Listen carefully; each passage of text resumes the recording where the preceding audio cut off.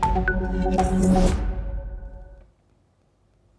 and welcome viewers, I am Pia and you're watching NewsX World. Let's take a look at the headlines this hour. The Israeli military has confirmed the identification of the bodies of the 4 hostages returned by Hamas, including Nepali student Bipin Joshi and Israeli citizen Iluz. The other 2 victims remain unnamed at their families' request. Ukrainian President Volodymyr Zelensky is set to visit Washington this week for talks with US President Donald Trump. Zelensky will also meet US energy and defense firms and discuss the Tomahawk missile needs of Ukraine.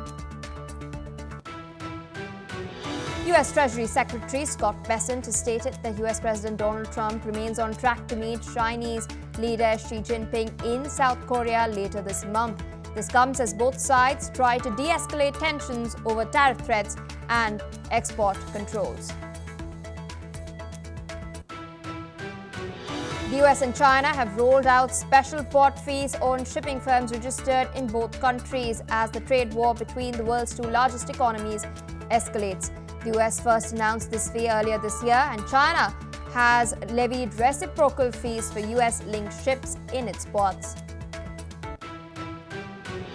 EU Foreign Policy Chief Kaja Kallas has announced that the European Union will allocate €10 million to help establish a special tribunal to prosecute Russia's crime of aggression. She's also pledged an additional €6 million to support Ukrainian children deported by Russia and survivors of sexual violence.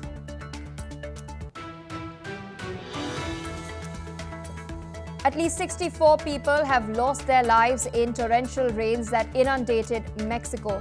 65 others are missing after a tropical depression triggered landslides and flooding in parts of the Gulf Coast and central states. US President Donald Trump will be visiting Malaysia on the 26th of October. Malaysia and the United States will facilitate the ceasefire between Thailand and Cambodia, which will require both sides to remove all mines and heavy artillery from their borders. President Trump is looking forward to witnessing the signing of this agreement. Iranian Foreign Ministry spokesperson Esmail Baghei has stated that the recent claim by France, Germany and Britain about their determination to reinitiate nuclear negotiations with Iran lacks goodwill and sincerity.